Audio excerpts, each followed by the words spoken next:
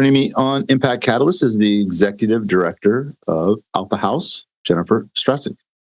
Good to have you. So let's start, we'll learn about Alpha House as we go along, but let's do that by hearing your story and how you came to be connected with Alpha House. Sure. When I was a teenager, I lived with my mom and my stepfather.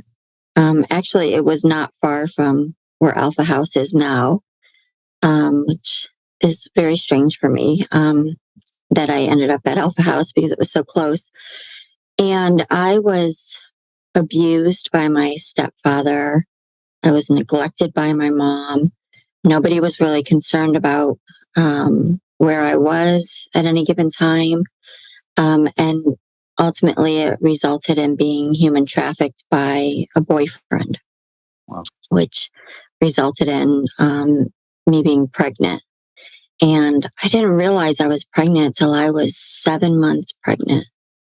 What's even more alarming now, and that I've thought of as an adult, is that nobody else noticed that I was pregnant.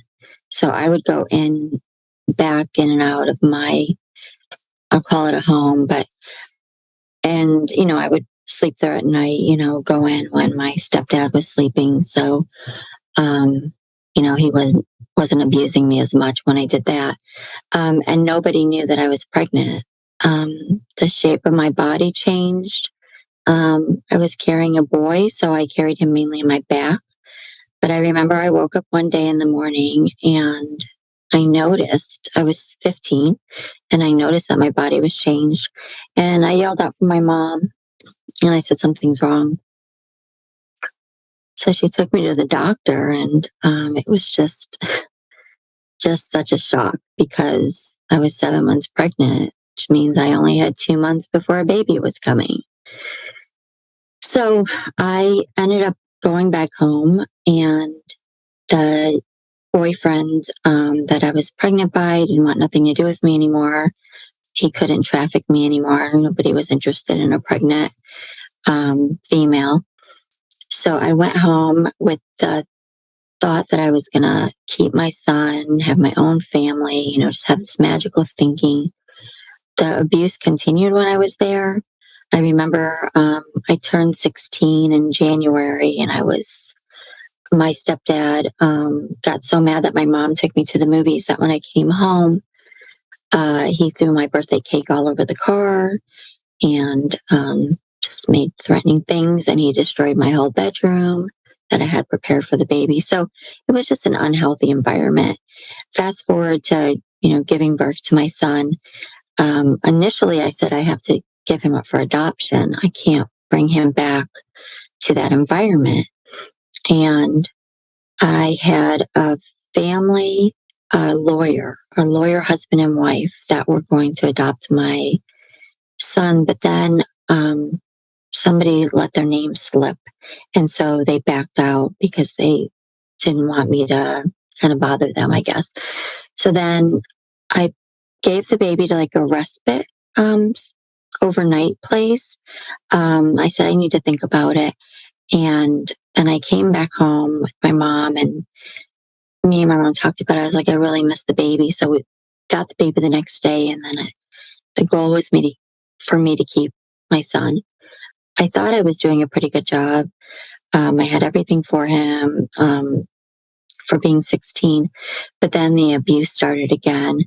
So I would go for a walk with my son, and my mom was at work, and my stepdad worked at the house. He fixed boats, and he would lock all the doors on me, so I couldn't get back in the house. So that happened for about 2 months. And then I found myself walking around Mirror Lake all day long. I mean, it was so hot. My son was 8 pounds, 7 ounces at birth. And at that point, he was almost 10 pounds. And I remember having a carrier for him and just so desperate for help. And not one single person helped me. So eventually, I couldn't go back home. And so I went to stay with a friend, but it was temporary. Her dad was an alcoholic, even though they lived in a middle class neighborhood. And so I couldn't stay there either. So I was cornered and I had to give my son up for adoption. So a doctor at the hospital and his wife, I didn't know their names, but they adopted my son. I then went back home, and my family had moved to another house. And my stepfather then moved from like mentally and physically abusing to trying to sexually abuse me. I was going to school at St. Pete High at the time, and I reported him. And I'll never forget this day. It was really, really so embarrassing and so sad. So I told my mom what he tried to do, and my mom yelled at me so bad and said, "They're going to take all the kids away. You have to go back and tell them that you lied." So I got scared. I was still only 16. So I went to the police department and told them I made it all up. And I remember seeing my stepdad walk down the stairs with these cops, and they were all just laughing. And so after that, I ended up going to Buffalo, where I was born and raised, and a disabled aunt let me stay with her. And then I was just determined. I said, my goal is to meet my son one day. I don't want to seem like this was all for nothing. So I went to school and got my associates in human services. Then I got my bachelor's in social work. Then I got my master's in social work. And then I came back to Florida, and I worked in substance abuse and said, this isn't for me. And then a job posting came up for Alpha House. And I thought I was going to be triggered. It was really interesting. I walked in the lobby for an interview, and I could smell the smell associated with used clothes. And when I was younger, I never had anything new. I always had to get stuff at the thrift store. And I was really triggered by it. But I stuck it out. I got hired. Essentially, that was 16 and a half years ago. So I have been at Alpha that long.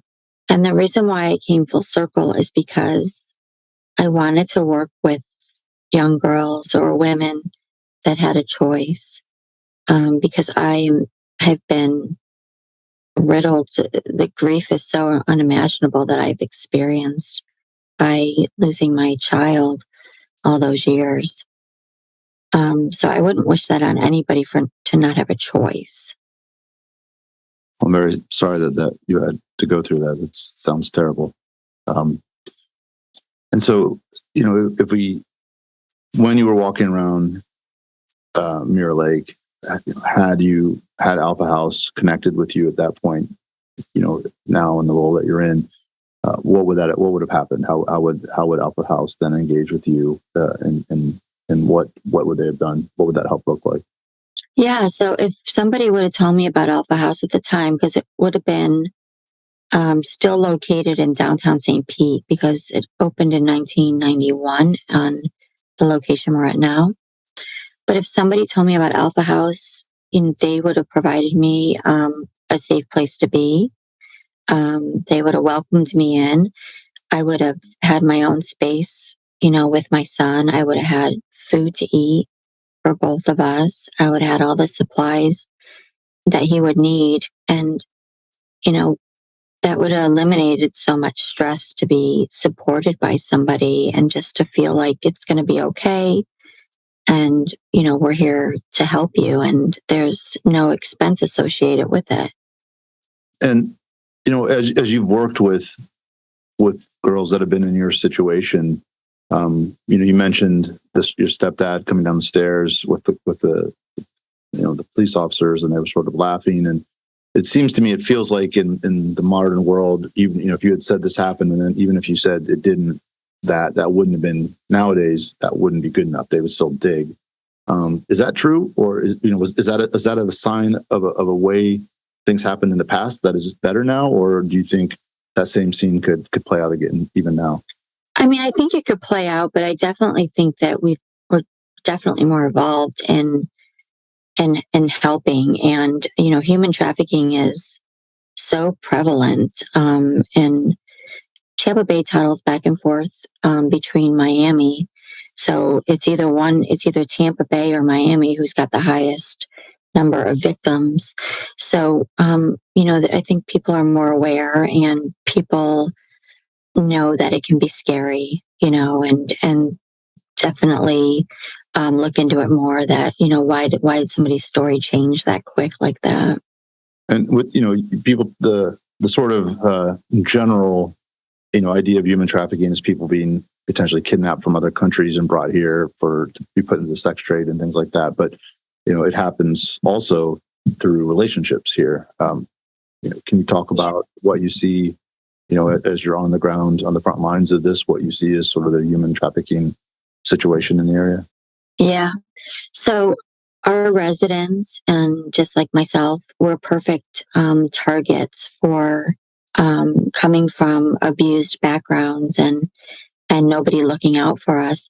And so there's just this magical thinking of, that somebody likes me, you know what I mean? And it becomes a relationship that you think is just the two of you. And that's the plan. The plan is to get these girls sucked in that's what they think is what's going on. But really, the plan is to, lure them in any way that they can. And it's so difficult to get out once you're in there.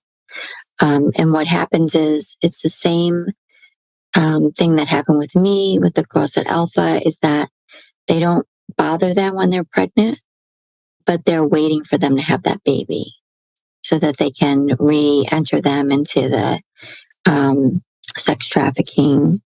And a lot of these girls, it's very clinical and they just want to be loved. And their perception of love was so distorted from their life growing up. They don't have clear, this is what love is supposed to be. This is the only love that was shown to me. So when you get the trafficker, involved with them, then it's not so foreign for a lot of these girls because that's what they're used to. Some of the, yeah, and some of the girls have been trafficked by family members. And that's the only place they're getting love, combined with an isolation from any other inputs that this might not be right. It becomes kind of a weird normal for them. Yeah, they're always looking for love in all the wrong places. Sounds like a song, but yeah, it's really really sad. So we work really hard to try to shelter that from them and build their self-esteem. And we've got such an advanced security system as well on the outskirts of the building. Right. And what does the sort of cycle of engagement with Alpha House look like? As you make first contact with a girl who's going to have a baby, what happens next, and then how long are they involved and connected to Alpha House? It depends on the age. We serve age 14 to 41. So if you're 14 to 17 or under 18, then you're in the foster care system. So you've already been removed for whoever was supposed to take care of you because it was so extreme. So an agency usually will engage with us and place those girls with us. Alpha House is the only maternity home in the state of Florida that serves that big of an age gap and also allows them to stay as long as they do.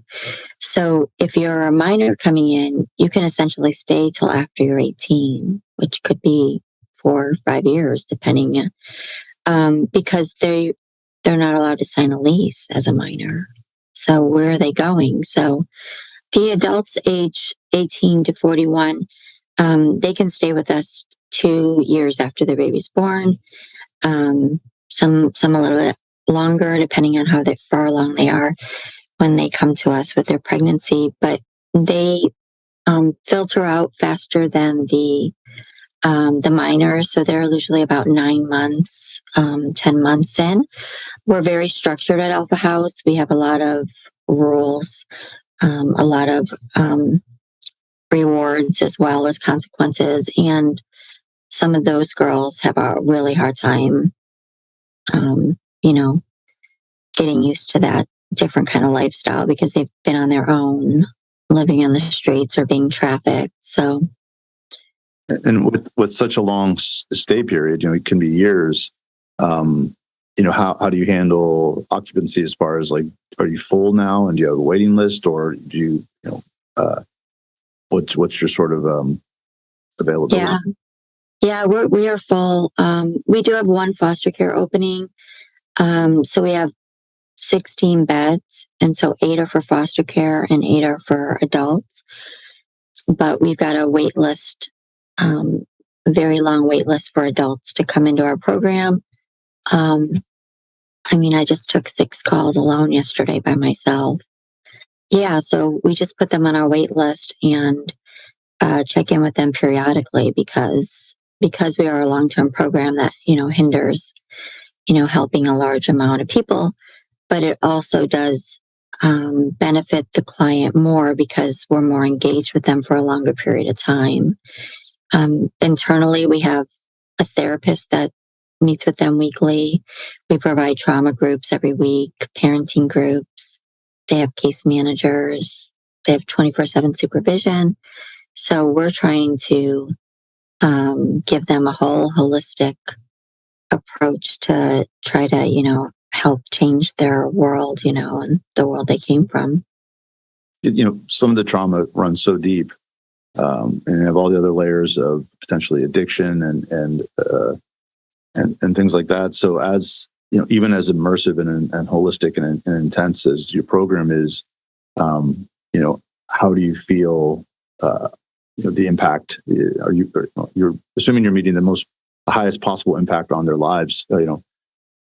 How's the success rate? How do you feel like the vast majority of the girls and women who go through the Alpha House program, you feel great about where they end up, or some of them, it's just some just kind of go back to where they came from?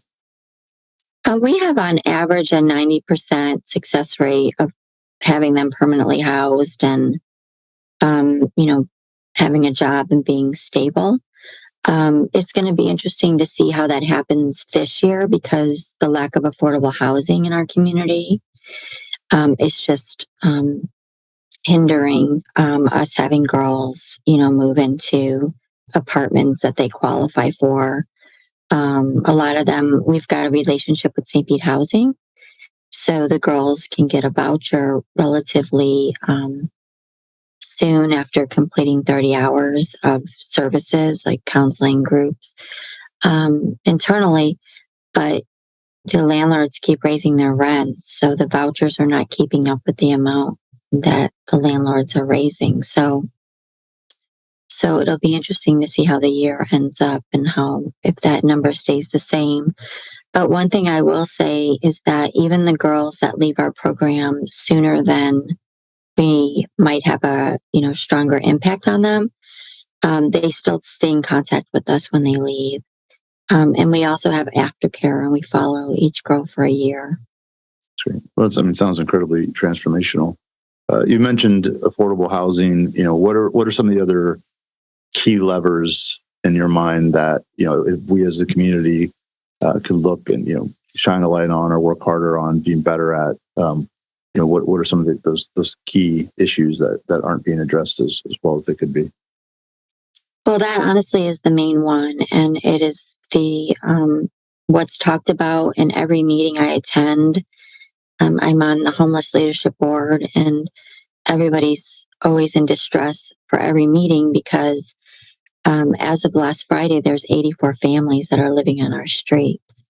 So, we can't keep up with, as agencies, providing affordable housing as fast as the numbers growing, for families to be homeless. So, we are working internally with donors to try to make that come true, at least for the population that we serve.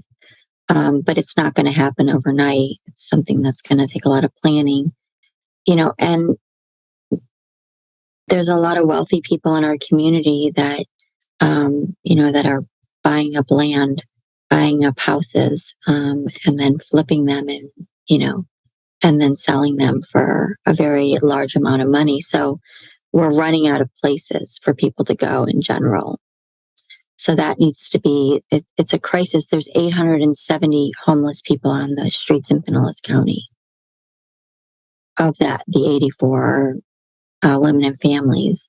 I took a call yesterday of a mom, and she has 6 kids, and they're all living in a car.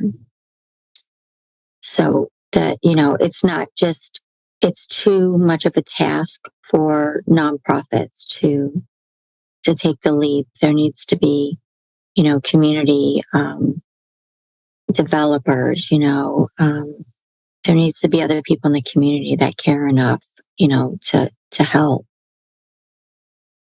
And how we came together today, and one of the ways you're working to look at operational things, also to connect with the community, is through Social Venture Partners Fast Pitch, which you're participating in. Can you talk a little bit about what drew you to that, and what you're hoping to achieve as far as running Alpha House from that curriculum?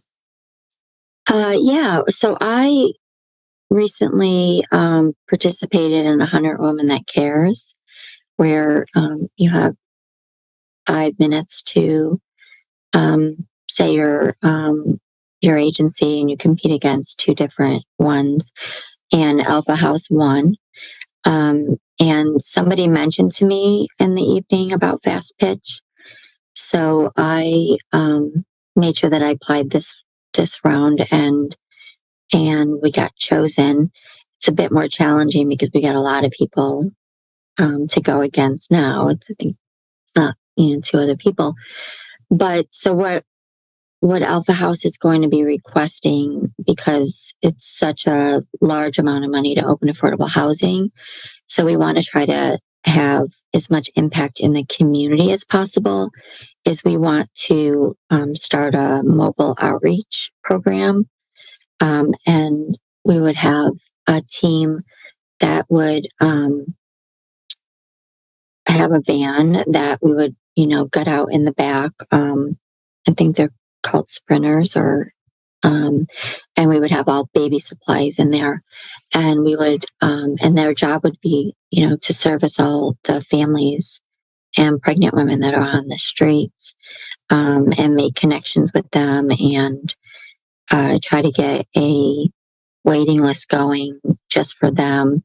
But, I think about it, and even if I didn't get to Alpha House or know about Alpha House, or maybe there was no openings, and I'm sitting on that bench drenched with heat, sweating, and Mirror Lake, if I had that mobile unit come up to me and say, "We see you, we hear you, we want to help," and, provided me with everything that I needed, and told me, that they were going to be back at a certain time, like, we'll come and look for you, or if I had a phone number to give them, and they stayed connected with me, that could be, a game changer for somebody. It really could. So we would like to start on that level, and start with the community outreach program. Yeah, that makes a lot of sense. I think as Social Venture Partners, we'll have some brain power to help you get that moving in the right direction. And for what it's worth, there are awards for multiple people, so it's not just one winner. So, and you kind of brought it full circle back to your experience at Mirror Lake. So, as much as you're comfortable sharing, were you able to reconnect with your son over time? I was, when he was 19. My girlfriend that I stayed with, who had the alcoholic father, her mother was a nurse at the same hospital. So I reconnected with my friend and her mom. The dad passed away a while ago, and she was waiting for me. So she opened the hospital directory that she had saved all these years, because she loved my son too and really tried to help. And she pointed to the doctor's name that adopted my son. So I had the last name. So within 2 minutes, I found him on Facebook. Within the next day, I decided as a courtesy to call the adoptive parents and tell them that I found him and I was going to be reaching out. So I had a conversation with them and then reached out to my son. So yeah, I reconnected with him. He lives in Las Vegas now, but we're in touch. Wonderful. Well, it's certainly a terrible genesis for, that pushed you into the work that you're doing now, but we are all better off that you are doing that work. And yeah. you'll undoubtedly change and improve many girls and women's lives in ways that who knows where they would end up otherwise. So I hope you find great meaning in that, and we're very appreciative, and I do appreciate you sharing some of your story. Thank you. Yeah. So, Jennifer, thank you for having me. Yeah, Jennifer Stracick, Alpha House. Look forward to seeing you again at the Fast Pitch coming up, and be well. Thank you.